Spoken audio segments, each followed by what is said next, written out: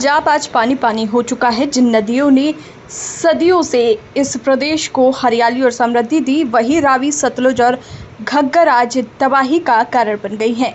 पूरे राज्य के 23 जिले बाढ़ की चपेट में हैं और 1655 से अधिक गांव प्रभावित हैं। अब तक इस आपदा में 37 लोगों की मौत हो चुकी है और लगभग 3.5 लाख लोग सीधे तौर पर प्रभावित हुए हैं। बाढ़ की स्थिति इतनी गंभीर है कि पंजाब सरकार ने पूरे राज्य को आपदा प्रभावित घोषित कर दिया है। फरीदकोट, पठानकोट, गुरदासपुर और अमृतसर सबसे अधिक प्रभावित जिले हैं। इन इलाकों में मकान ढह रहे हैं, गरीबों और मजदूरों के घरों की छतें गिर रही हैं और लोग घरों से बेघर होकर राहत शिविरों में शरण लेने को मजबूर हैं। फरीदकोट के कोटकपुरा क्षेत्र में बारिश की वजह से एक मजदूर परिवार के घर की छत गिर गई।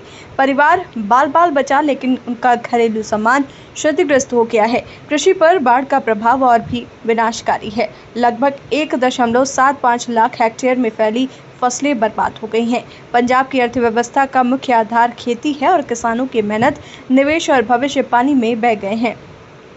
प्रभावित किसानों और मजदूरों के लिए राहत कार्यों का संचालन चल रहा है, लेकिन मुआवजा और पुनर्वास की प्रक्रिया कितनी त्वरित होगी, ये अभी स्पष्ट नहीं है।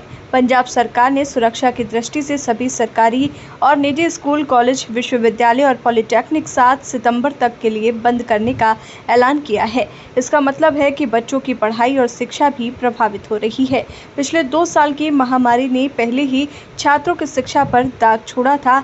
अब बाढ़ उनके भविष्य पर और अधिक प्रश्न चिन्ह खड़ा कर रही है। राज्य के गवर्नर पठानकोट में प्रभावित क्षेत्रों का दौरा कर चुके हैं। मुख्यमंत्री भगवंत मान ने कहा कि पानी का स्तर घटने के बाद नुकसान का आकलन किया जाएगा।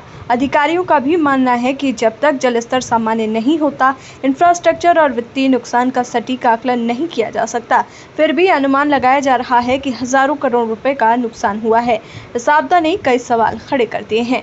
पहला सवाल ये है कि क्या प्रशासन पर्याप्त तैयारी कर पाया था? हर साल मानसून में बाढ़ आती है, फिर भी क्यों कोई ठोस स्थायी समाधान नहीं निकला? क्या बांध और हेडवर्क समय पर मजबूत किए गए? क्या ड्रेनेज सिस्टम की सफाई और मरम्मत समय पर हुई? दूसरा सवाल नुकसान की भरपाई और राहत पर है। किसानों और मजदूरों को तुरंत और पर्याप्त मुआवजा मिलेगा या केवल आश्वासन ही दिए जाएंगे? आम जनता के घर गिर गए, उनका पुनर्वास होगा या वो राहत शिविरों में ही जिंदगी काटने को मजबूर होंगे? तीसरा सवाल शिक्षा पर, क्या बच्चों के लिए वैकल्पिक शिक्षा की व्यवस्था की गई है या शिक्षा पर यह असर स्थायी रहेगा? चौथा सवाल प्रशासनिक जिम्मेदारी से जुड़ा है। क्या दौरे और रिपोर्टें केवल औपचारिकता हैं या केंद्र और राज्य सरकारें मिलकर दीर्घकालीन समाधान निकालेंगी? पांचवा सवाल पर्यावरण और विकास मॉडल को लेकर है। नदियों के किनारे अतिक्रमण, रेत खनन और अनियंत्रित शहरीकरण ने नदियों के प्राकृतिक प्रवाह को बाधित किया है। क्या सरकार इसके लिए जिम्मेदारी लेगी? छठा सवाल सामाजिक और मीडिया जवाबदेही से जुड़ा है। क्या आम जनता की पीड़ा केवल राहत पैकेज और राजनीतिक दौरों तक सीमित रह जाएगी या इसे लंबे समय तक प्रमुखता दी जाएगी? पंजाब की बाढ़ सिर्फ प्राकृतिक आपदा नहीं, ये मानव निर्मित लापरवाही, अव्यवस्थित जल प्रबंधन और पर्यावरणीय अनदेखी की कहानी भी है। सतलुज और रावी के जलस्तर का उफान हर साल चेतावनी देता है, लेकिन सरकार और प्रशासन बार बार इसे अनदेखा कर देते हैं। आज जरूरत केवल राहत और मुआवजे की नहीं है, बल्कि दीर्घकालीन योजना की है। नदियों और जल स्रोतों के साथ ही प्रबंधन और स्थायी उपाय न किए गए तो हर साल यही कहानी दोहराई जाएगी।